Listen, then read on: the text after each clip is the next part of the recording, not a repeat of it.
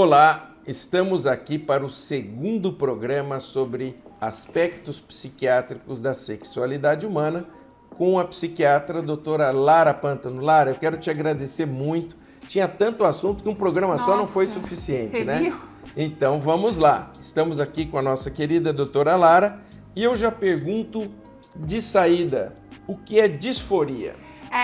Eu lembro que até no último programa a gente tinha falado um pouco sobre disforia, até corrigir um pouco as questões dos termos atuais que nós estamos usando. Mas hoje em dia, a transexualidade, nós acabamos falando muito sobre disforia de gênero. O que é disforia? A palavra disforia é um termo que nós acabamos usando para uma forte sensação de incongruência. E é muito importante nós lembrarmos que a disforia não necessariamente tem a ver com uma pessoa trans ou não. Todo mundo pode ter disforia. Existem, por exemplo, mulheres que não se sentem bem com o tamanho das mamas, isso seria uma disforia de mama. Existem pessoas que não se sentem bem com o próprio peso, seria uma disforia de gênero. Sim. Como a própria palavra diz, disforia de gênero não é nada mais, nada menos do que a pessoa se sentir mal e ter um sofrimento pela questão do gênero atribuído ao nascimento. Porque como eu tinha até comentado no outro programa, nós usamos muito o padrão europeu para classificar gênero. Então é muito essa questão que nós classificamos o gênero da pessoa através do gênero biológico, quando a pessoa nasce, não do gênero psicológico que a pessoa se identifica. Entendi. Então, disforia seria aquilo que eu erroneamente disse de inadequação. De certa forma, sim. De certa é algo forma, que sim. te causa muito desconforto e te causa sofrimento. Ok. E agora, conta um pouco sobre essa questão dos aspectos históricos da sexualidade humana. Ixi. Agora vai, hein? Nossa, vai. agora vamos vai. precisar de um terceiro programa, né? Agora vamos precisar de um terceiro programa. Quando nós começamos a falar sobre isso, é muito difícil falar sobre assim, sexualidade sem ver essa questão da história. Mas, por exemplo, na Grécia Antiga, o que acontecia? Nós vimos que as pessoas eram muito mais livres, tinham relações homossexuais e era vista comum, bem comum. Inclusive é muito engraçado que aquela sociedade era tão machista naquela época que eles sempre brincavam que o casal ideal era um relacionamento entre dois homens, porque a mulher era usada mais para procriação mesmo. Então geralmente eram dois generais de guerra que tinham um relacionamento amoroso e eles usavam as mulheres como reprodução. E uma coisa muito interessante, isso, a palavra lésbica, que nós usamos hoje em dia para falar sobre mulheres homossexuais, ela vem de uma poetisa grega que chamava Safo de Lesbos, que era justamente uma poetisa que escrevia sobre o romance entre mulheres naquela época. Isso mudou muito com a questão do cristianismo, quando teve, né, o nascimento de Jesus, começou essa questão assim de, não tô aqui para falar se isso aconteceu ou não, porque eu acredito que cada pessoa tem a sua crença, mas após o cristianismo começou muito essa vertente mais heterossexual e a religião teve esse papel de que acabou colocando isso e a sociedade acabou seguindo. Porém, é como eu sempre falo, a questão de gênero, os primeiros relatos são dos eunucos na Bíblia, que eram homens que não se identificavam como homens, eles eram castrados e deixavam o cabelo crescer e viviam como mulheres, principalmente como damas de companhia, de imperatrizes. Entendo. Dentro dos determinados castelos. Obviamente que foi se passando, tivemos Idade Média, essa questão do eunuco sempre foi... Tem alguns relatos, mas assim, nós temos algumas menções, por exemplo, teve o escravo Esporo, o escravo Esporos, que ele foi um escravo, que ele foi obrigado a passar por uma cirurgia de redesignação, porque o imperador da época via a falecida esposa naquele escravo. Então ele basicamente obrigou aquele escravo a transicionar de gênero, mesmo ele não sendo uma pessoa trans, porque ele via a falecida mulher. E naquela época você sabe que o imperador mandava em tudo, né? Não era uma escolha. Já tem umas histórias também tem alguns relatos de um imperador que ele não gostava da genitália dele, ele prometia metade do reino dele para alguém que pudesse equipar ele, né? Com uma genitália feminina. Então você vê que assim, tem diversos relatos sobre tanto sexualidade quanto gênero na história humana. Esse assunto acabou ficando muito mais atual, não sei se até se você assistiu o filme da Garota Dinamarquesa, que é um filme que ficou bem famoso, Sim. Uns anos atrás. Ele fala sobre a Lily Elbe, que é um dos primeiros relatos de quando nós começamos a olhar de perto essa questão de gênero, que foi realmente a primeira cirurgia de redesignação sexual. É meio controverso na literatura, porque existiam 2 mulheres que passaram por isso, lá na década de 1910, mais ou menos, que foi na Alemanha, apesar da Tailândia ser muito conhecida hoje em dia como um polo para a realização dessa cirurgia. Foi na Alemanha que essa cirurgia saiu. E eram 2 mulheres, que a Lili foi uma delas, e daí tinha outra que também estava nessa. Não sabe exatamente ao certo quem foi a primeira, mas foi aí que nós começamos a olhar de perto. Tá. É interessante, porque tem vários relatos, né, e ao longo da história, pelo que você está mostrando, isso sempre fez parte, vamos dizer assim, da cultura, né, e sempre essas disforias, que agora eu também aprendi esse termo, né, fez parte de todo esse processo, né, de crescimento. Inclusive até algumas tribos africanas, quando nós começamos a olhar, existiam, por exemplo, algumas tribos indígenas, não necessariamente africanas, que eles já incorporavam como se fosse um terceiro sexo, pessoas que não se enquadravam nem no padrão masculino ou feminino. Existem algumas tribos africanas que a mulher desempenha o papel que é tipicamente masculino na nossa sociedade, ela que vai à caça, tudo, enquanto o homem fica em casa. Então você acaba vendo que essa questão de papel de gênero, de sexualidade, tudo varia muito de cultura para cultura, do nicho que nós estamos inseridos. Muito interessante. E aí eu te faço uma pergunta: qual a diferença entre pessoas binárias e não binárias? E o que é ser binário? Vamos começar pelo básico para definir para o nosso público em casa. Tá. Binarismo de gênero, quando nós começamos a falar, é muito essa vertente da sociedade que nós temos, que basicamente homens são de Marte, mulheres são de Vênus, esses universos não se cruzam. Então, são pessoas que seguem o padrão de gênero da sociedade. Por exemplo, eu sou uma pessoa binária. Eu sou uma mulher binária, eu tô lá no universo feminino, o senhor é um homem binário, o senhor tá lá no universo masculino. Nós temos os nossos gostos, tudo, mas nós não fugimos desse padrão muito de gênero. Existem pessoas que não se adequam muito a isso, que não gostam, às vezes, dessa imagem do homem ter que ser o provedor, o homem fazer isso, o homem fazer aquilo, e pessoas que falam que, assim, não tem jeito certo de ser mulher, isso. Então, acaba entrando muito pessoas que não se enquadram nesse estereótipo esperado de gênero da sociedade.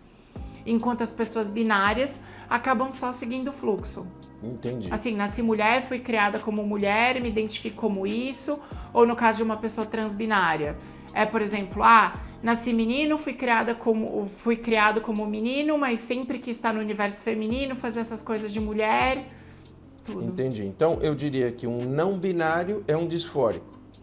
Sim, ele só pode sofrer de disforia com o corpo ou com essa questão de papel da sociedade. Mas assim, o não binário, ele entra muito mais nessa vertente de papel de gênero da sociedade. Tá. Que eu não gosto disso. Não necessariamente toda pessoa que é não binária também procura a gente para querer fazer alguma manipulação hormonal, tudo. Geralmente os não binários, existem pessoas que se sentem melhor tendo um corpo mais andrógeno, existem pessoas que gostam de fazer uma transição de gênero, mas não se enquadram totalmente no papel feminino ou masculino. Isso varia muito de paciente para paciente. Então, iria desde uma manipulação hormonal até chegar a uma cirurgia. Sim. Tá. E como é que chama? Redesignação sexual. Redesignação sexual. Agora eu estou aprendendo muito nesse programa. Então agora não é mais mudança de sexo, é cirurgia de redesignação sexual. Ok. Olha, eu estou aprendendo bastante aqui, viu, gente? E quais as dificuldades que essa população tem? Vamos dizer, os não binários. Eu acredito que quando nós falamos em pessoas trans, tanto os binários quanto não binários... Então agora traduz aqui para mim. A pessoa trans não binária é o quê? Por exemplo, a pessoa trans é uma pessoa que assim, transiciona do gênero. Ou seja, que não obedece o padrão cisgênero de ter nascido homem e se enquadrar como homem. Ou ter nascido mulher biologicamente e se enquadrar como mulher psicologicamente. Então ele é não binário. Não, essa pessoa é uma pessoa transgênero. Qual a diferença entre o não binário e o transgênero? É que assim, não tem muita. Não binário É como se fosse um tipo... Eu não gosto de falar tipo, porque assim, não é... Mas assim, são pessoas trans que não se enquadram no papel de gênero, porque existem pessoas trans que seguem o binarismo de gênero. Então existe, por exemplo, uma pessoa que é biologicamente masculina, só que o sexo psicológico dela é feminina. Mas ela sempre quis ser mulher, brincar de Barbie, usar salto alto, tá nesse universo feminino. Essa é uma pessoa binária, que ela segue esse padrão. Como é que ela pode ser trans? Então, porque é transgênero, porque essa pessoa transiciona para o gênero feminino. Ela tem a disforia de gênero, mas ela segue o binarismo do gênero. Entendi. Uma pessoa não binária não necessariamente segue. Ela pode só não se identificar como homem, mas também não se identificar como mulher. Entendi. E fica onde essa pessoa? Aí varia de acordo com a pessoa, onde a pessoa quiser ficar. Isso é uma decisão da pessoa, não é minha? Eu entendo. Você vê que realmente eu acertei a minha especialidade. Meu negócio é ser cirurgião. Eu jamais conseguiria ser psiquiatra. Mas eu entendo. Sim. Eu entendo que existe e que tem que ter uma cabeça bem aberta para Sim. poder lidar com tudo isso. Trabalhar né? com sexualidade, nós acabamos entendendo que sempre assim, a estrela do show é o outro. Então, nós eventualmente temos que dar qualidade de vida para essa pessoa. Não tem certo e errado dentro da psiquiatria. Muito interessante. A estrela do show é o outro. Interessante. Exato. Bom, então, voltando aqui, né, vamos voltar aqui. Quais as dificuldades que essa população tem, então? O que você pode definir para nós que estamos assistindo aqui e que estamos tentando entender, né? Tá. Eu acredito que o preconceito seja a pior faceta que essa população sofre. Porque o preconceito geralmente é a raiz de tudo. Então, assim, é uma população que ela é muito marginalizada. Quando nós falamos de população trans, cerca de 90% dessa população acaba estando na prostituição, estando nas ruas, não tem o apoio da família. Isso a gente acaba chamando muito de estresse de minoria dentro da psiquiatria, que é essa confluência de ideias e coisas difíceis que essas pessoas sofrem. Mas...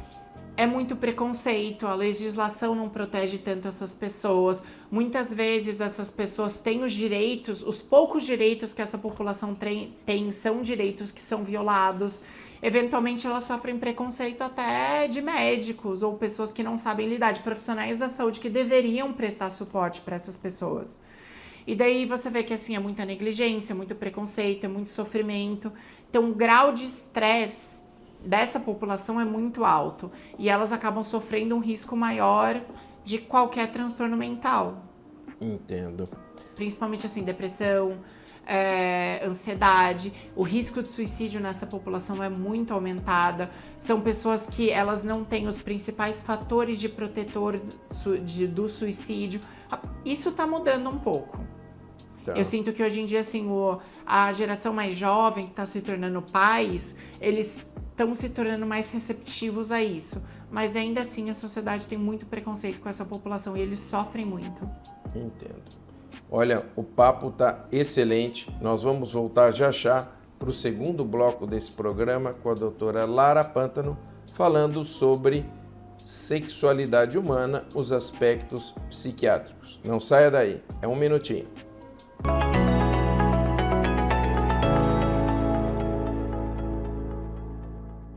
Estamos de volta para o segundo bloco desse programa que está imperdível com a doutora Lara Pantano sobre sexualidade, aspectos psiquiátricos. E agora eu vou explorar um pouquinho você, Lara. O que fez você escolher psiquiatria? Sabe que essa é uma pergunta faculdade de medicina. Isso, faculdade de medicina. Eu sempre quis psiquiatria. Desde sempre. A minha mãe fala que eu sou uma pessoa absurdamente decidida. Mas isso é uma coisa muito engraçada. Eu sempre tive uma vertente mais nerd na minha vida. Então eu sempre gostei muito, assim, de anime, mangá, HQ, essa coisa de super-herói, esse universo mais geek. Eu li, assim, Tolkien, sou apaixonada por Senhor dos Anéis desde os 12 anos. E uma das coisas que mais me chamava atenção é que eu sempre gostei mais dos vilões do que dos mocinhos. Porque eu achava a formação de personalidade dos vilões muito mais interessantes do que a dos mocinhos. E conforme eu fui crescendo, eu sou apaixonada por Batman, que cada personagem é como se fosse uma personificação de cada transtorno psiquiátrico, que eu acho sensacional o jeito que Batman é escrito. Então o filme Coringa você deve ter adorado. Nossa, Eu sou apaixonada. Assim, dá pra fazer um programa só pra falar sobre o filme do Coringa. E conforme eu fui crescendo, eu fui tendo muito essa questão de intriga mesmo. O que faz uma pessoa ser assim? O que faz a pessoa ser assado? Por que algumas pessoas passam por diversas situações e algumas desenvolvem transtornos ou não? E daí eu lembro que eu entrei na faculdade de medicina com essa questão de quero fazer psiquiatria, mas até lá era uma hipótese. No segundo ano da faculdade eu entrei na Liga de Saúde Mental e aí ficou. Aí fiquei. Aí assim, fechou a minha visão periférica para qualquer outra área que a medicina pudesse Você já falou, é aquilo. Foi exatamente isso. E foi. E aí, dentro da psiquiatria, nós sabemos que tem muitos ramos. Sim. E como que foi, então, optar por sexualidade? O que fez dentro da psiquiatria, que tem tantas coisas interessantes, né? Optar pela sexualidade? Existem duas áreas dentro da psiquiatria que eu sempre gostei muito, que é tanto pós-trauma quanto sexualidade. E eu gosto muito dessas áreas, apesar de eu, obviamente, no consultório eu atendo psiquiatria clínica mesmo, qualquer demanda do paciente, nós estamos aí para ajudar esse paciente. Mas essa questão de querer me especializar nisso eu gosto muito da pluralidade desse assunto de sexualidade humana. É muito legal porque nada é manual, não tem um manual que a gente segue, sabe? Ele é bem tudo amplo, uma questão ampla, não tem certo e errado, é muito interessante conhecer a história da pessoa, entender a história da pessoa, entender por que a pessoa sofre. Porque eu sofro por problemas totalmente diferentes do que você, por exemplo. E provavelmente eu lido com uma questão muito diferente do que você lida com uma questão. A psiquiatria já é uma área um pouco assim, mas quando a gente começa a entrar nessa questão de sexualidade é muito fluido. E assim, principalmente, né, eu fui criada dentro desse meio porque meu pai é urologista. Então, assim, o tema de sexualidade sempre foi algo presente na minha vida, né? Eu fui filha de urologista, tem como seguir uma área muito diferente, né? Entendo. E eu pergunto agora uma curiosidade, que com certeza o pessoal em casa deve estar perguntando também. Existe a Lara pessoa, exato, cidadã, e existe a Lara psiquiatra. Exato. Como é que você faz para transitar nesses mundos? Exemplo, você está com um problema e o paciente vem e apresenta um outro problema que você... Como é que faz para transitar nisso? Entra no consultório e desliga uma chavinha? Como é que funciona? É o ideal, né? Seria o ideal, né? Mas seria acontece o ideal. isso? Não necessariamente nós conseguimos fazer isso, mas eu acho muito importante entender... Eu sempre gosto de fazer essa brincadeira que quando eu sou médica, a estrela do show é o outro, nunca sou eu. A minha função lá, dentro do consultório, é tentar ajudar esse paciente a sair desse sofrimento e promover saúde mental para esse paciente. Não é o que eu acho enquanto pessoa, as minhas crenças enquanto pessoas, é sempre sobre o outro. A estrela do show da vida do paciente é o próprio paciente. A minha função é apenas ajudar esse paciente a ter mais qualidade de vida, ter mais saúde mental, se relacionar melhor tanto consigo mesmo quanto com o próximo. Então, eu acho muito importante fazer isso. Mas eu sempre tento separar consultório de vida pessoal, porque eu acho isso muito importante. No consultório, nós sempre temos que avaliar o paciente de uma posição neutra. Entendo. Não é o que eu, a Lara, acho como pessoa, não é a minha vertente, não são as minhas crenças. É sempre o paciente, eu sempre parto do ponto de vista neutro no consultório. Entendo. O que esse paciente sofre, tentar entender por que ele sofre. Você faz terapia? Com certeza. Sim, porque tem que ter um lugar de catarse. Eu acredito que todo mundo desse mundo tanto de psiquiatria, psicologia, nós temos que fazer terapia para tentar manter tudo em check, sabe? Tentar nunca absorver muito mais do que nós aguentamos. E quando você atende algum paciente cujo distúrbio é tão grave que ele põe em risco a vida social, como proceder? Imaginando um sociopata, um pedófilo, alguém que você diga, olha... entendo o sofrimento que ele está, Sim. mas esse indivíduo põe em risco a sociedade. Como fazer isso? Como conduzir um caso assim? É muito difícil sempre falar o que é de risco da sociedade ou não. Porque, Sim. como eu falo assim, nunca cabe a mim julgar, cabe ao juiz. Mas, eventualmente, existem pouquíssimas situações que o Conselho Federal de Medicina permite que a gente quebre o sigilo médico. Via das regras, nunca vou quebrar, tá tudo assim, mas é sempre quando o paciente está colocando a vida dele em risco ou do próximo. Então, existe muito aquela questão, esse paciente está com uma ideação suicida muito estruturada, a ponto de eu achar que não vai dar tempo de introduzir medicação, e se esse paciente for para casa, agora ele vai se matar. Sim. Eventualmente, você pode ligar para a família, tudo. Tá. É um dilema muito difícil da gente fazer, mas imagino eventualmente... que administrar esse start... Exato. Né? Porque aí você vai quebrar a relação de confiança com ele, né? Mas assim, nós sempre agimos em função da vida. Claro. Obviamente que assim, não necessariamente toda ideação suicida surge um red flag, nós que estamos acostumados. Nós sempre damos atenção, obviamente, tudo, mas é sempre importante mensurar o risco que eu acho que esse paciente sofre. Ou assim, por exemplo, o paciente psicótico vem para mim em consulta e fala de uma ideação homicida, com planejamento, tudo. Sim. Obviamente, eu tenho que avisar a pessoa, eu não posso, assim, prezar pelo sigilo médico, deixar que um paciente esquizofrênico, psicótico, chegue em casa, pegue uma faca e mate a esposa. Sim. Mas assim, é sempre um dilema ético muito difícil. Uhum. E como é que além da... Você vê que eu estou espremendo a Lara aqui tudo que dá, né? Além, obviamente, de você fazer terapia, que outros métodos você usa para fazer a sua catarse?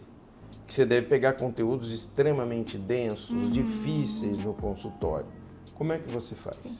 Olha, uma questão que eu acredito da área da saúde como um todo, nós sempre estamos estudando, né? Porque sempre tem modernidade, sempre tem estudos novos. Eu sou uma pessoa que eu gosto muito de estudar, eventualmente nós vamos em congresso, tô sempre dentro dessa parte mais acadêmica e também, assim, eventualmente se eu tenho um período livre e tudo, eu sempre abro o Whitebook, algum site, o Cielo, para ver se tem algum estudo recente.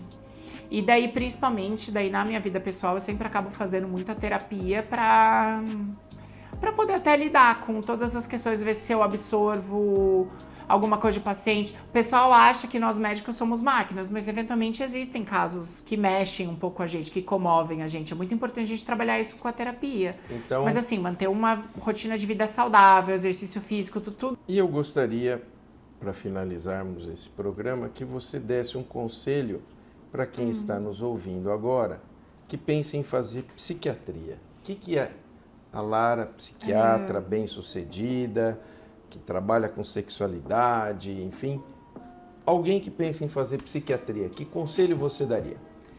Eu acho que principalmente entender que a estrela do show sempre é o outro e que psiquiatria é um universo fantástico, trabalhar com saúde mental, apesar da gente sempre ter que olhar pra gente também e tentar nunca absorver, até para promover mais saúde mental pro próximo, mas entender que assim é um ambiente absurdamente rico. Eu acho muito fantástico para abrir a cabeça, dar uma experiência de vida muito boa, uma maturidade tanto emocional quanto social muito grande. Eu acredito assim, estude muito e sempre tente entender o próximo, tirando a sua vertente pessoal daquilo. E eu acho muito legal, inclusive, até para conhecer diversas histórias. Eu acho assim, é muito enriquecedor o meio da psiquiatria. Bom, deu para ver que ela gosta mesmo de psiquiatria, né, gente? Não faria outra coisa. Não faria outra coisa. Eu já percebi ao longo do programa que você realmente não é à toa que você se dá bem. Lara, eu quero agradecer muito a tua presença no Med Saúde. Muito obrigado. Eu tenho certeza que para você em casa foi extremamente esclarecedor esse programa. E deixo aqui o nosso agradecimento, Lara. Muito obrigado, viu? Eu que queria primeiro agradecer, assim, a oportunidade de estar aqui, o convite, para mim é muito importante. Também agradecer você de casa que estava aí com a gente. É muito importante você estar assistindo esse programa fantástico do Med Saúde. É isso aí. Med Saúde, o seu encontro semanal com a saúde. Canal 25 ou 525 NET.